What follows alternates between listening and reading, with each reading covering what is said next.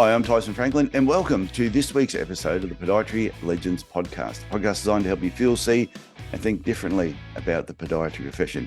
With me today is Joe Keain from Pod Fit Podiatry in Adelaide. He has been on before, back in episode 193, transitioning from employee to business owner.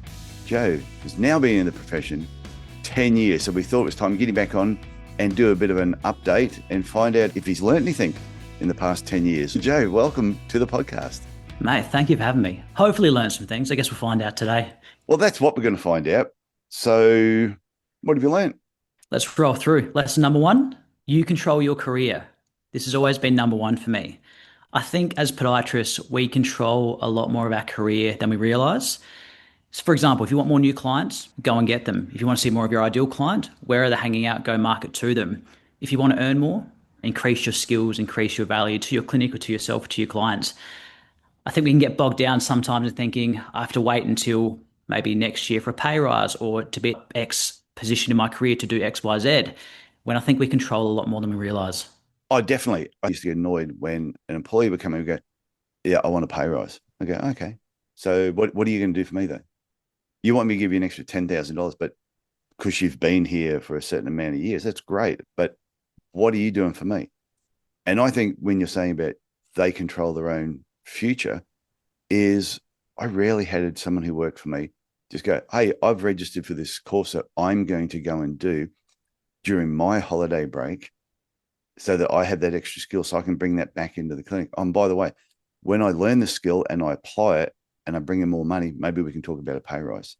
And I would have gone, that would be fantastic. Doesn't always happen like that. No, but it should. I think if you enjoy your career, you should be the one that goes out there and goes to the conferences and goes to continue education and wants to improve the skills. Don't rely on your employer to send you off to conferences. Get off your back and just do it yourself. Take some time off work if you need to and pay to go to these things. Yeah, invest in yourself, invest in your skills. It's your future, right? So I think you should. Yeah, and I'm not necessarily saying you should go to the Australian Podiatry Association conference. Something about monkeys, I think we said. But I am saying a lot of the smaller conferences that are on, 100%.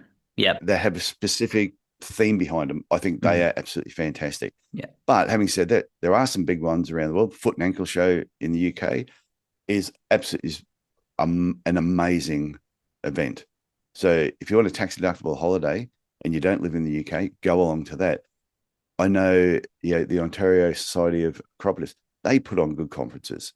So there's a lot of other conferences around the world that are doing really good things. So I don't think you just have to limit yourself to Australia. Some of my best friends in podiatry I've met from overseas conferences. I think that's a great point. So what's number two? Number two, if you don't know what you're doing, do volume. I think this is paramount when you first start in your career. Uni gives you a great foundation, tip of the iceberg, but there's so much more you're going to learn during those first 2-3 years. But at the start, you don't really know what you're doing, especially for any new skill. And to get better, you just need to do volume. That might be just seeing more clients. I'm just going to get busy, try and see more clients. It might be I'm going to do more workshops, more public speaking with sports clubs or referrers to get better at that. But whatever it is, you need to do more of it to get better. Yeah, you've got to put in the reps. I was watching, Definitely. It was only this morning, I was watching a video and it was a boxing coach. Was it when you were laying in bed late for this podcast? That's exactly the video I was watching, yes. And I'm watching this video and then I saw your message come through saying I'm going to be 5 minutes late. So that was good. Yeah, true. Perfect, worked perfectly. But it was a boxing coach and he said, if you want to get better at boxing, if you're only going to the classes and doing the classes and think you're going to get really good at boxing by doing that, it's going to be a long, hard journey. He said, you must be putting in the reps, shadow boxing, getting on the bag yourself at home, doing the extra work in between those classes. It's the only way that you're going to get better. So it is volume. Absolutely. Especially at the start. Oh, and repetition, that's why I always feel if you're a new graduate and you're about to take a job somewhere and you love all aspects of podiatry when you get out, so you're not biased in any particular area, ask your employer to put it in writing, what is going to be the ratio between MSK, biomechanical, like fun type podiatry versus routine foot care. Get them to put it in writing. And if they don't live up to it, leave. Because if you like all aspects of podiatry, if you are not doing all aspects of podiatry, if you're seeing one biomechanical patient every 2 months, you're going to lose those skills. And eventually you're going to be one of those podiatrists that says, oh, I'm just not really into biomechanics. Yep. And it's that was me in my first job. You're seeing one a fortnight and just couldn't get the skills better. Yeah. It's no different. I always say it's like playing the guitar. You could learn how to play the guitar early on. You've just got the basics and then never pick it up again or pick it up once every 3 months. And you're just going to be rusty. And then if somebody said, hey, we've got a party, I want you to play at the party because I know you've now been playing for 15 years. You're going to go, oh, I don't really have the confidence to do it. Biomechanics is exactly the same. Yeah, definitely. I still get podiatrists that refer clients to our clinic for ankle pain. And I'm like, what do you mean? Oh, sorry, I don't do orthotics. And I'm like, perfect, I do. But the thing is, I actually don't have a problem with that when they can have somebody come in and they can identify they've got a problem and they are deliberately choosing not to do it. Mm-hmm. So they've taken blinkers off. They're not just, removing hard skin from someone's feet and then just booking back in 6 weeks' time. They're looking at their feet going, hey, you have a biomechanical problem here. That's not an area that I want to do, but I know someone who does, and referring them to you for orthotics, I think is fantastic. Yeah, good way to look at it. I still think coward, but yeah, no, I agree. No, I don't agree. I think there's a group of people who still understand biomechanics but don't want to do it, and they refer on. And they work really well in bigger clinics where there's multiple podiatrists there. But I do think there are some podiatrists who, over a period of time, they lose that skill and they slowly diminish away, and then they start working in a small clinic down a dark alleyway, with a flickering light and a sign that makes noises in the wind. Sign on the door says chiropodist. Yeah. And they do. They've got blinkers on, and someone comes in, they don't look at anything outside of what's in front of them. And they're so scared to refer them, you might steal their patient. I wouldn't steal their patient. So, yeah, two different people. Not all cowards. Good distinction.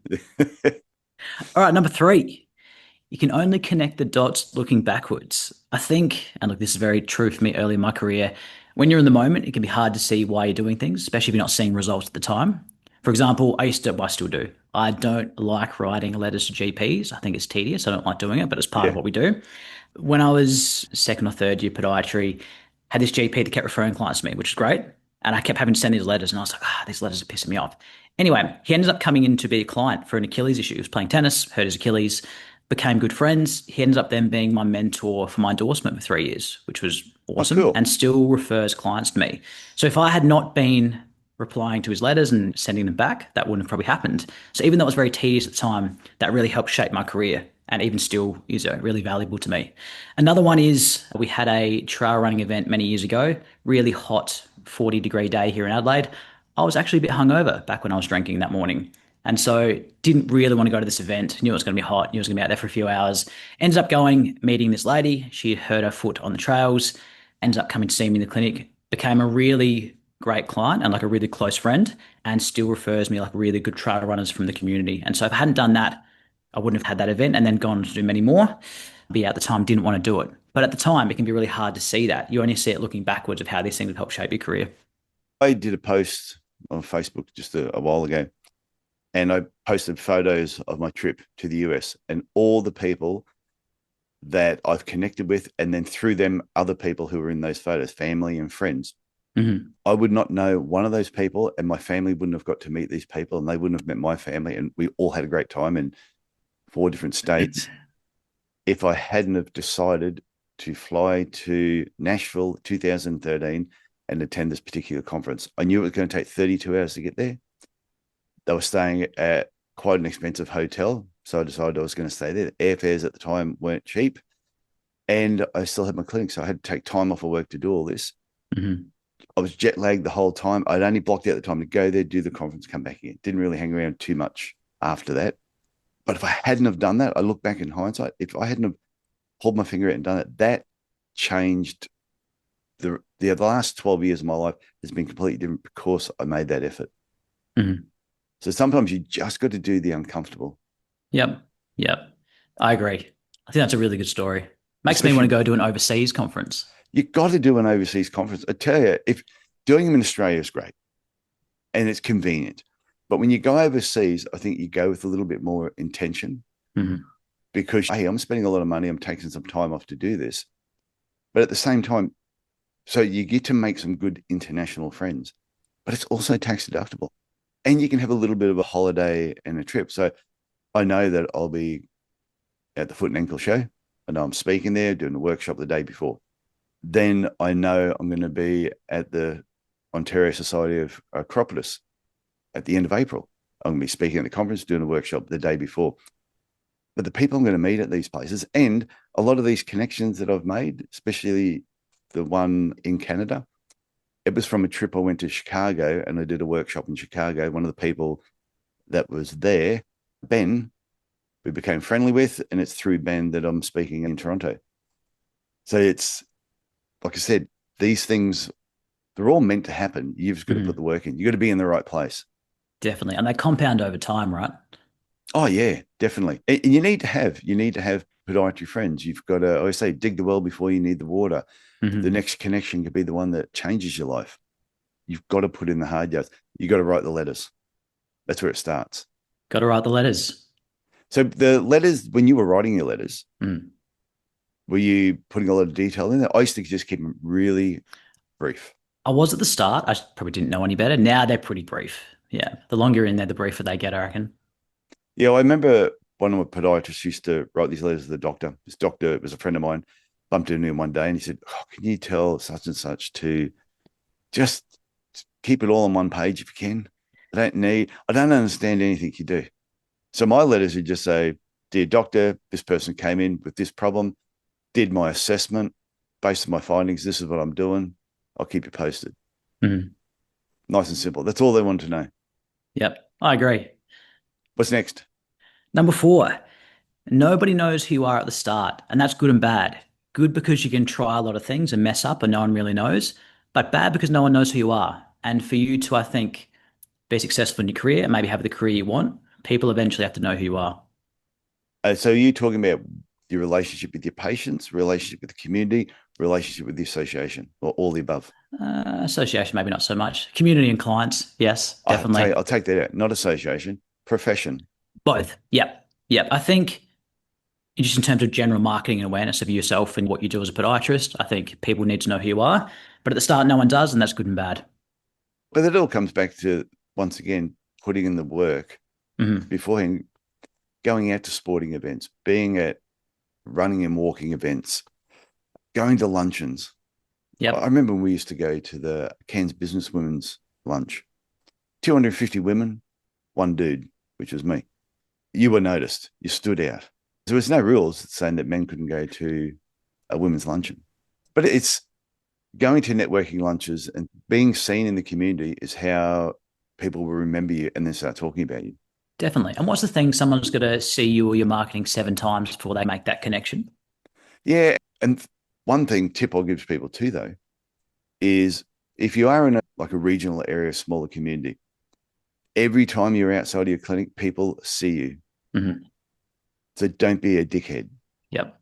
That's really the simple. Don't be silly when you're out in public. Yep. Always remember there's people out there who are watching you. You're on a Saturday night. Yeah, you're with your friends. You're having a few drinks, but try and keep the awareness about you of standing on tables and doing backflips is probably not the right thing to do.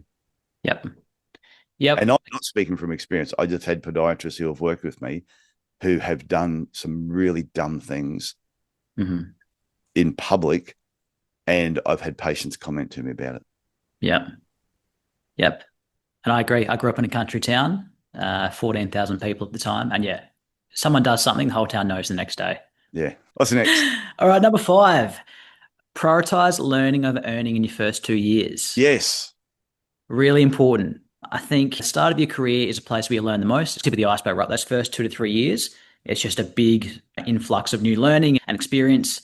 And for me, my first 6 months of podiatry was private practice. I think said before, I was only seeing maybe 1 to 2 MSK clients a fortnight, which not Mm. enough to keep the skills up. And by the end of that 6 months, I thought I was losing my skills, right? I wasn't confident, wanted to see more sport, wasn't seeing it. I thought I need to get a new job. Applied for a place called Pod Fit Podiatry, where I'm still at now, 10 years later. They're a sports clinic, worked alongside physios, but the pay was less than the current job I was in. But I thought I'm going to take the job with less pay, which was the same pay I was getting Athlete's Foot selling Yeah. shoes at the time. So I was like, geez, do 4-year degree to get the same money. Doesn't really make sense in my mind, but I knew I'd get the skills.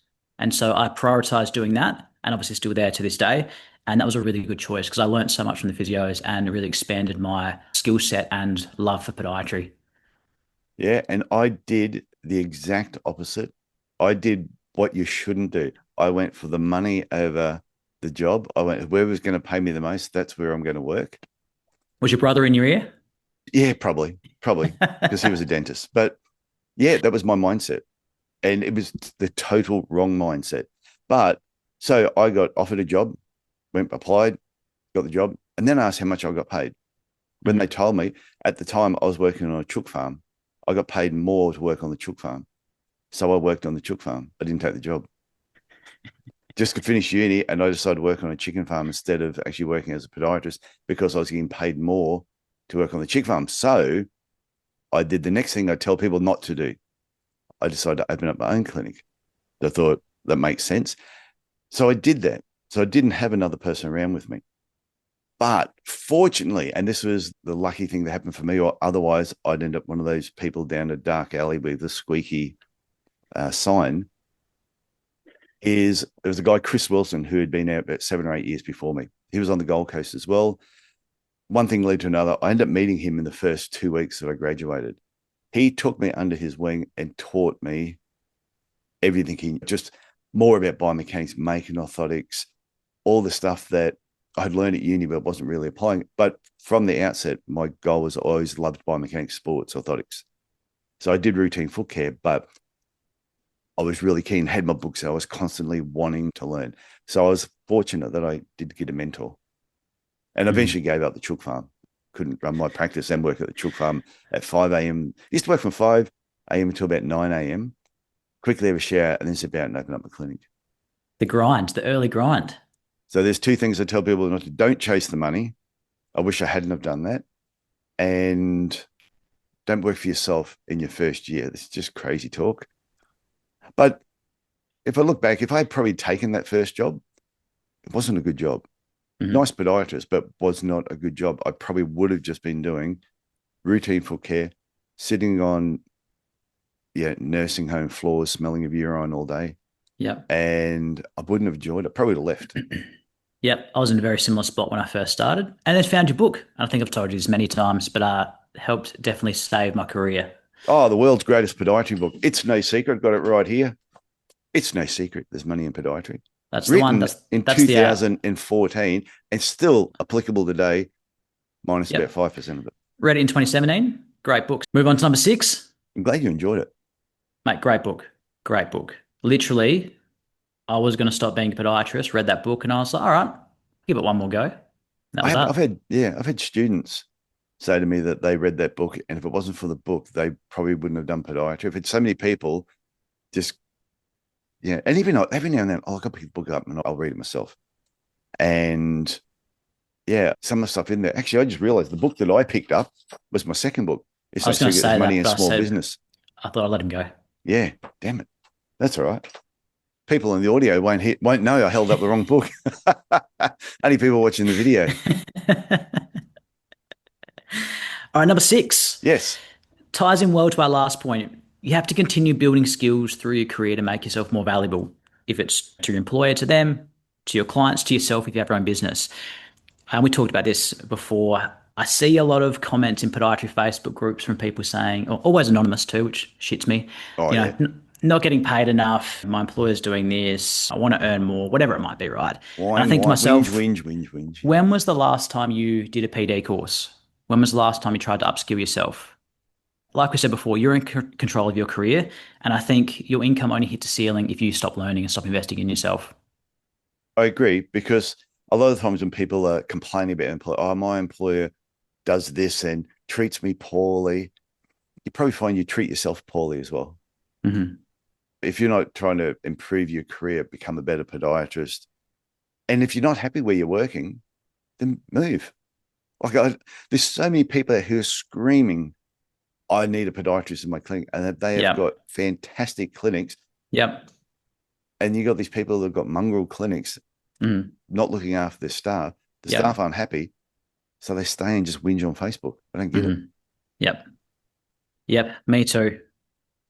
And look, that was the reason I did my endorsement. I was like, cool, I want to learn a new skill. I want to be able to prescribe, do cortisones. I want to cut out having to refer to GPs and sports docs as much, shorten that treatment journey pathway for a person in pain. And I want to get paid more. And so obviously studying and doing that over 3 years has helped all of those things. And you feel better for I feel great, man. I feel great. it. So what else annoys you on the Facebook groups? It must be something else. I told you before, I've had to stop commenting because I get too riled up and I don't think it helps me. The anonymous stuff annoys me the most. I think if you're going to say something, put your name to it. The only thing I think anonymous is good for is if you're a new grad and you're maybe not comfortable with things your employer might be doing to you or work conditions. I think that's appropriate to post. But if it's just you having a whinge about something and you're a seasoned podiatrist, put your name on there. Yeah. I actually don't like anonymous posts at all. Sometimes I can see the justification for it when they really don't. They're talking about an employer who may be doing the wrong thing. My employer's doing this. Is this right? And everyone's going, no, it's not right. So that I understand. But I think if you've been around for a while, you should have some podiatry friends that you can send that message to directly and go, hey, the person I'm working for, this, or hey, Tyson, what do you think about that? But I think if you're a new graduate and you're listening to this podcast, don't post anonymously on Facebook. Reach out to Joe, reach out to myself, go through all the podcast episodes and find some podiatrists on there. You go, well, this person, I felt comfortable with the way they spoke. Send them a direct message. I heard you on the podcast. Can I connect with you? They will say yes. And then if you have certain problems or questions, ask them. Yep. And you and Like I both know there are yeah. some great people in podiatry, like really good people that will help you and look out for you and do the best for you. It's not always these whinges on Facebook and the doom and gloom. Oh, I've had students reach out to me and say, hey, I've just graduated. I've got these 2 contracts. Can you have a look at them for me? I'm going, yeah, send them through. I'll have a quick read and I go, yeah, this one is kidding himself. This is the better contract for these reasons. Yeah. And then I'll talk to them and go, well, where do you live? How far you got to drive to get there? So I'll ask them what's their gut feel. And then I go back to them and say, now, the only thing you want the employer to add in here is what's the percentage of MSK to routine foot care, get them put in writing. Yep. And then they must live up to that. Yeah. And they've gone, oh, thank you very much. So, yeah, there's people here, myself, you, and other podiatrists that are willing to help. So don't post anonymously to a group of, sometimes there's some other whingers in those Facebook pages. So when you post something, they just love it. They love getting on there and wallowing with you. You asked me before, what's another thing that annoys me about the groups? It's the posts like, hey guys, just after your opinion on something, I've got a client that they've late cancelled on me 4 times. They don't pay the right price. They abuse me. They rock up late to their appointments. They look down on me and talk to me like I'm a slave. I'm just wondering, should I keep seeing them? And I'm like, if you They stole my dog. They keyed my car. if you can't grow some balls and be to that person, look, well, I'm not the right fit for you. You might have to go somewhere else. What are you coming to us for? You know the answer. What is it? What are we doing here? Yeah. Those ones I find quite funny. But sometimes when someone go, oh, I've got this patient that came in with this problem. Should I not give footwear advice, or do you think they need an orthotic? And I'm like, really? No, it's comical at times, but humorous. Yeah, but it keeps it. Yeah, it does make it humorous. Yeah, leave the groups. I'm still on there, so still enjoy it a bit. Don't comment. I just don't comment. Yeah, I've had to stop myself. Oh, well, we've offended a few people so far this episode. Let's keep going. Number 7. If you're going to outsource something, you need to know a bit about it first before you try and get someone else to do it. I think a lot for marketing this applies, especially if you own a business. You've got to know a little bit about it. Otherwise, you don't know if someone from Google Ads or whatever is taking the piss. Oh, yeah, definitely. Because people will. If you don't know the right questions to ask, people will take you for a ride. That might be rule number 3 I have in my marketing workshop, be in the game. Is you've got to understand the rules of the game first before you can ever be in the game. So Don't have to be an expert, but you've got to understand. if you know nothing, I don't know if you follow NFL or anything like that, but if you do not understand the rules of NFL, you'll watch that and you go, this is just rubbish. You don't understand AFL, if you don't understand NRL, if you don't understand the rules of the game, never going to enjoy the game. Yep. You need to understand the basics of marketing. And that's why I do the marketing workshops, because I'm thinking, come along, learn the basics. Oh, and actually, there's a lot of things you can actually do yourself and you'll feel really cool when you know how to do it. Yep. But if you don't want to do this stuff, you outsource it, but you'll know if someone's trying to con you. Yep. The amount of people I've talked to and they're like, I'm working with this marketing agency. Okay, cool. And yeah, we're getting all these new likes on Facebook. I'm like, awesome. How many new clients? I don't know. What's your cost per new client lead or conversion? I don't know, but it's going pretty well. Like our Facebook numbers have grown. I'm like, that doesn't matter. Like how many people are coming through the doors. And maybe just, understanding, I guess, the basics before you go and pay someone to do something to make sure you get that return on investment that you've probably worked really hard for in your clinic. Yeah, some people are just lazy. That too. Well, they just think because they'll hear somebody has a great Facebook profile or Instagram profile, they think is what's going to work for them. But you need to understand your patients, your community, and you need to understand the basics of marketing, just how it works. Podiatrist doing TikTok dances, yes or no, Tyson, to get new clients? Oh, no. Nah. Every time I see that video, I just think Which one? all of them. I see too many. I know. I've seen a Dancing. couple of them where they're in the reception and they're all jigging at the same time. And I'm going, seriously, if my physio started doing that, I've actually told him that. I said, if I ever see you doing a dance on TikTok, I'm never coming back. Yep. First of all, I think, wow, you're not very busy because your whole team is dancing in the waiting room. Secondly, I think I've never seen, I don't know, a specialist dancing on Instagram or TikTok and think, oh, I need to go see that guy for my heart. Yeah. I will point out though, are there any videos of me doing stuff like this on TikTok? There could be, but it's not related to what I do or ever in podiatry. Okay, It's good because when distinction. you have a daughter who sees challenges that the father and daughter have got to do certain things on TikTok together, yes, I have been dragged into a few of those over the years. Not a lot, but a couple. Okay, I might have to Now dig she has these a out. boyfriend. Now she has a boyfriend. I'm off the hook. He cops them all. What a good man. Yeah, people who have sons, this stuff doesn't happen. Nah, no way. No way. So yeah, TikTok dancers is no from me. Yes. Yeah, no, definitely a no for me. But even some of the just normal videos that you'll see on Instagram where they're not dancing, just some of the time and effort they put into doing it all. And then you'll look at, okay, say 24 likes, 23 of them have been from other podiatrists and their mother. But then when you look at they've done all this effort of doing the video, but then they only put it, say, on Instagram. They don't put it anywhere else. They don't use hashtags. There's all these other things they could do with it where it could be better. Or at least test it in different areas. And this comes back to not understanding marketing. And that's why you're on the marketing course. Oh, well, you know what I did recently on our last trip to the States? And my daughter said, hey, she sucks to be in this stuff. Hey, we should do food reviews while we're on our trip, things we haven't eaten before. Okay, not a problem. So we did. It's the most engagement I have ever had on any of my videos ever on YouTube has been from these videos that we did on our trip. Having Popeye's chicken for the first time, Chick-fil-A sauce, Philly cheesesteak, my daughter having her first In-N-Out burger. Just tens of thousands of views, cutting the head off a chocolate turkey, just silly stuff. I don't know if that's good or bad. See, I they've know. put all this effort into my YouTube over the years, and me eating a Philly cheesesteak gets more views. Like, fuck. We were in a restaurant and our waiter started singing. So I just we filmed it for 15 seconds. I put that on YouTube, 30,000 views. And subscribers over our holiday period, I added 50 extra subscribers on YouTube. So since I've been home, I've made pizzas and I've done a very short 20-second video on this pizza getting made, a couple of thousand views. And now that I get paid for my videos, every time I do a video, you get a couple of bucks here and there.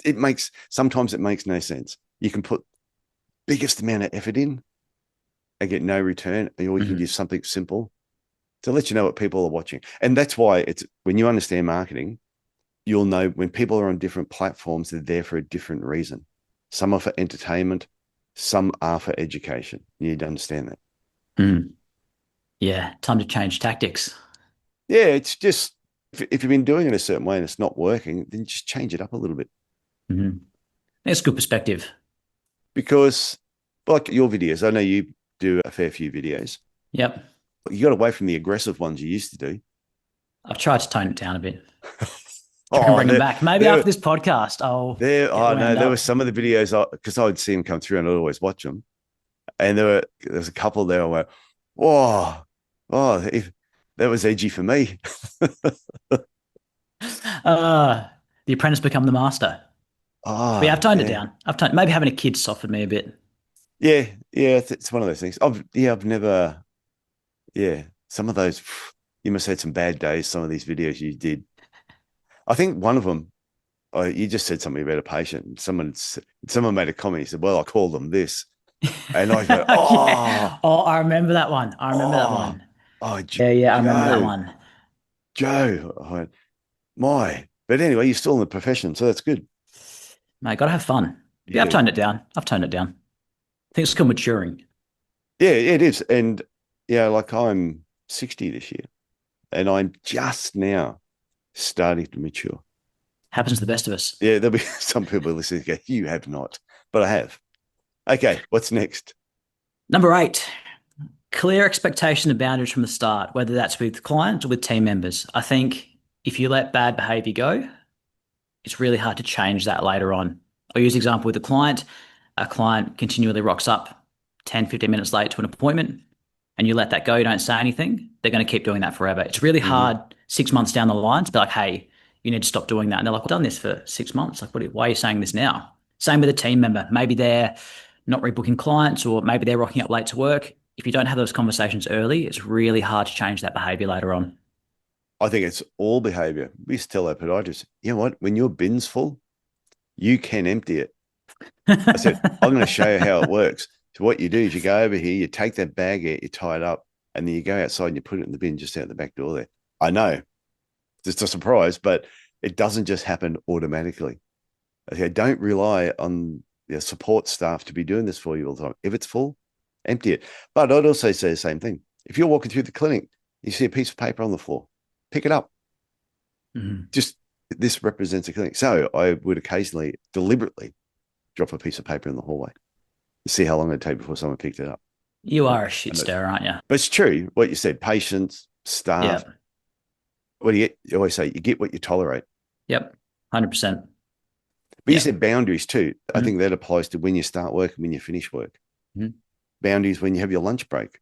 In our lunchroom, when we had the last clinic, we had in the lunch area, we did the room up like Margaritaville. So we had bean bags. It was a really cool room. The wallpaper was just a beach scene. So really, you felt relaxed when you're in there. But the rule was when you were in Margaritaville, you could not talk podiatry. Mhm. So when someone had their lunch break and they grabbed a coffee and went and sat in there or had their food, that was the quiet zone. You can talk about anything other than work. That was a boundary we set in that area. Yeah. Need them. Otherwise, things go astray. Well, it's the same as if you start seeing patients a bit earlier, or Mhm. you decide to stay back for that one patient till 6 p.m. or 6:30 that you don't normally do. Once you set that up and the patients get used to doing that, then another patient will find out about it. And all of a Mhm. sudden you're working 10, 12-hour days and you shouldn't be doing that. Yep. Or that phone call, the classic phone call we all get as podiatrists. Oh, do you think you can squeeze me in? It's just a corn. It'll take a couple of minutes. And you do squeeze that person in, and then they always expect that. They always call in the clinic. Oh, can you just squeeze me in? Can you just do this? Yeah. You get what you tolerate. Yep, definitely. So rules and boundaries. Okay. What's the Cool. next one? Number 9, communication matters. I think probably the most important thing in the work we do. You can be the best clinician in the world, but if you can't communicate with your clients or they don't like you and think you're a dickhead, it doesn't Yeah. matter. That is true. Think about the specialists. We've all been to specialists and GPs before. Maybe not the most social people. You go in Yeah. there, they look at their computer, they don't look at you, they give you a script, and you think, geez, probably not going to go back there. That wasn't a very nice experience. And they charge you on the way out for it. So we don't want to be like that. We want to be good communicators and make that person feel like, yeah, they're being listened to and heard and understood. Well, I think I talked about it on the podcast. I know I did a video on it. I had to see an orthopedic surgeon in Cairns for my shoulder. And when I got in there, I turn up and he's looking really scruffy hair. And when someone's got, that fur on the back of their neck where normally it's all trimmed neatly, obviously you need a haircut because the sideburns are buffed out. Looked like Mr. Cotter. And he was wearing a pair of dirty joggers. Shirt looked like it was a polo shirt, but it had been worn and hung out in the sun, which you don't do with dark polo shirts. Everyone, there's a washing tip for younger people. And so I go in there and I'm looking at him and he has not instilled confidence in me. Sat down. So he says, okay, so you've got this problem with your right shoulder. I said, no, it's the left one. He goes, oh yeah, okay, so it's your left shoulder.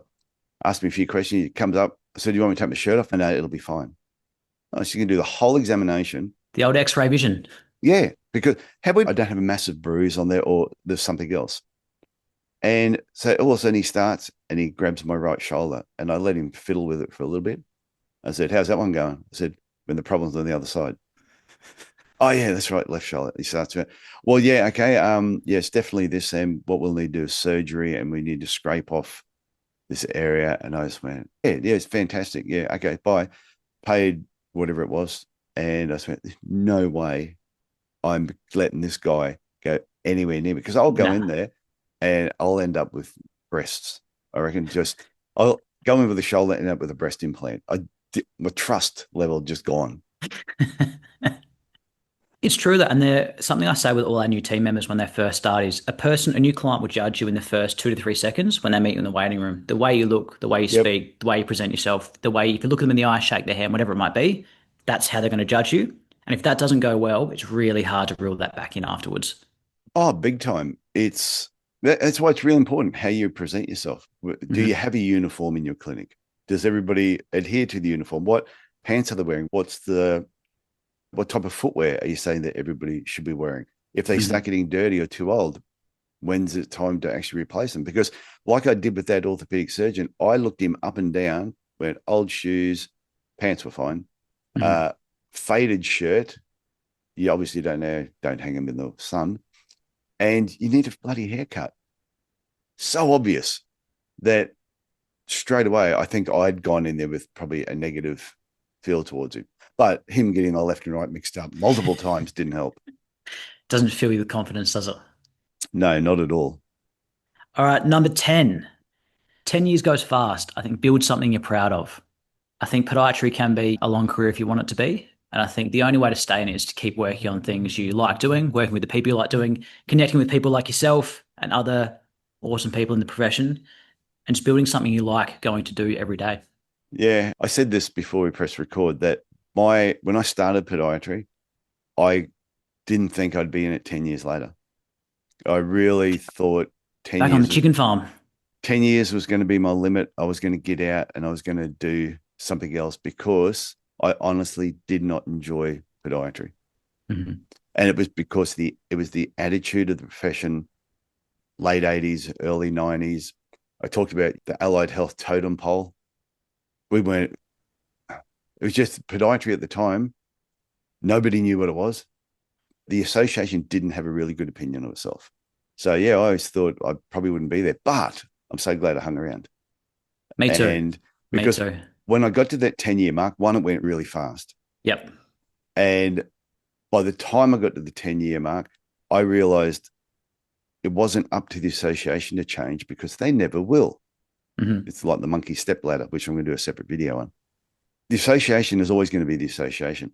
If I wanted to make a change, it was up to me to make the change. Yep. Which is point number one. You control your career, right? It's not the association. It's not your employer. It's not this. It's not that. It's you.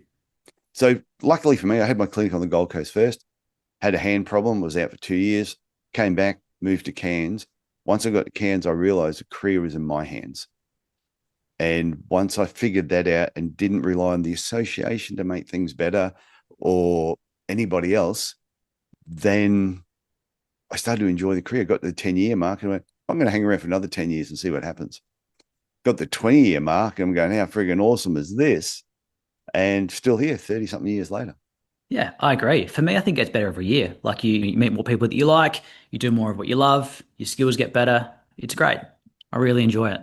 Yeah, and that's why you collect people. You should be collecting people in your career. But we've said go to conferences and just have fun by meeting and connecting. Now, if you're just a stick in the mud, boring person, well, you're probably not listening to this podcast anyway, because this episode's been too exciting for you. But just make it a habit.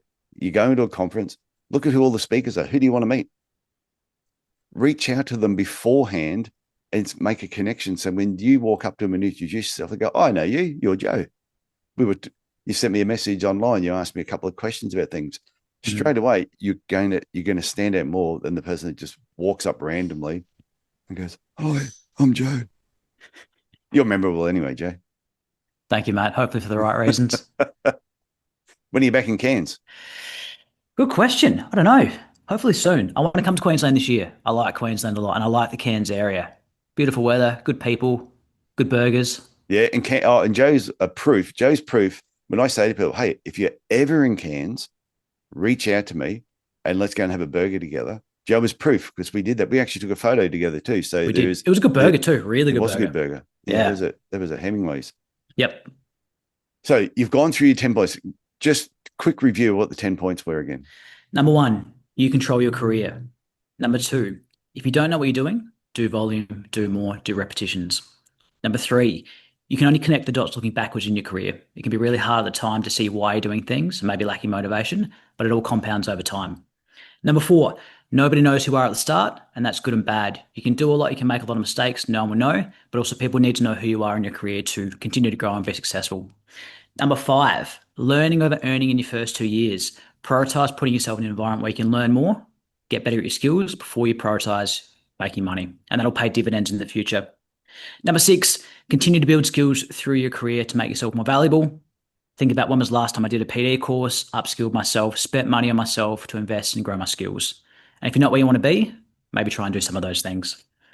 Number seven, if you're going to outsource something, you need to know a bit about it first so you know that people aren't taking the piss and you know the right questions to ask. Yep. Number eight, clear expectations and boundaries from the start with team members and with clients. Number nine, communication matters. You can be the best clinician in the world, but if you can't communicate and people don't like you, it doesn't matter. And number 10, 10 years goes very fast. Build something you're proud of. They're 10 good tips. Thanks, mate. Worked hard on them. You don't have a bonus one? One more. Yeah, give us one more. I'm going to squeeze one more. Get more juice from a squeeze. While you're here. Don't comment as anonymous on Facebook posts. Put your name to it. You get more respect. Yeah. Yeah, unless you're scared. Unless you're scared. Yeah. But if I could give one final tip from my point of view, Go for it. If you're a member of the association, and I'm only talking the Australian Podiatry Association, I'm sure overseas it could be completely different. But if you're a member of the Podiatry Association, hold the association more accountable for when they're putting their events on, who they invite as speakers, everything about the event. If you go to it and you're starting to say, wow, it's the same type of thing, just repeated every 1 or 2 years when they put them on, especially the bigger conferences, challenge them. You're paying the fees. Ask them why is it not more like the Foot and Ankle Show, where it's a little bit more dynamic and it's a bit more modern? Why are the conferences got all these PhD people coming, explaining their research and doing death by PowerPoint? And all they're doing is really getting there, turning around and reading a slide that's on the thing because they don't know the stuff. They're just reading it. So if you're not happy with that, tell your association you're not happy, and maybe the conferences will start becoming more dynamic and more fun. That's my tip. Great point. And if you're not in the association, you probably have a reason. Are you in the association, Joe? Yeah, I am. I am. Yeah, I'm not. I've been in, out, and I've been out more than I'm in. Yeah. And now you're out for good? You're going to come back in? Nah, never come back in. No, it's, a lot of water under that bridge. I'll speak for you, mate. Yeah, that'd be fantastic. Okay, Joe, I want to thank you for coming on the Podiatry Legends podcast again for your second episode. You're welcome, mate. Thank you for having me. Yeah, and if you never know, in 10 years' time, if the podcast's still going, we get you back on 20 years. Well, I'll be heading towards 70 then, so that'd be very funny. Sounds like a plan. Okay, so thanks for coming on. This has been fantastic. Thank you, mate. Okay, bye. See ya. Well, I hope you enjoyed listening to Joe Keain today, and I just want to review some of the information that Joe and I discussed. Joe's 10 lessons may seem simple on the surface, but there's a lot of depth in them if you look a little bit closer. What I like most about this conversation is that none of this was theory. There was no fluff. There was no academic debate. It's lived experience. 10 years in the trenches, seeing patients, making mistakes, learning, adjusting, and most importantly, growing. And if you zoom out for a second, there's a common theme running through everything that Joe said. You are responsible. You control your career. You decide whether you build your skills or complain about your pay. You choose whether to tolerate poor behavior from patients, or if you're going to set boundaries, you decide whether you become known in the community or if you're going to remain invisible. It's not up to the association. It's not really up to your employer, and definitely Facebook groups are not the answer. It's really up to you if you want to make changes. And here's the part that most podiatrists don't want to hear. 10 years goes really fast. And if you don't build intentionally, you will wake up one day frustrated, probably underpaid, and wondering how you got to where you are in your career. But the opposite is also true. If you build deliberately, if you invest in skills, you put time and effort into those skills, and if you surround yourself with the right people, and believe me, there are a lot of right people in the podiatry profession, and if you think beyond just treating feet, you will create a career that you will genuinely be proud of. And that's exactly what I help podiatrists do through coaching. If you've been listening to this podcast over the last 400 plus episodes, you'll know that I do business coaching. And if you've been listening and thinking, I know I'm capable of more, then maybe it's time we had a conversation. Head over to my website, tysonfranklin.com, have a read through the coaching section and reach out. There's no pressure. Let's just have a chat of where you are right now and where you want to go. Because like Joe said, 10 years goes really fast, and make sure the next 10 years are really intentional. So anyway, that's it from me this week. I want you to look after yourself, look after your family, and I will talk to you next week. Bye for now.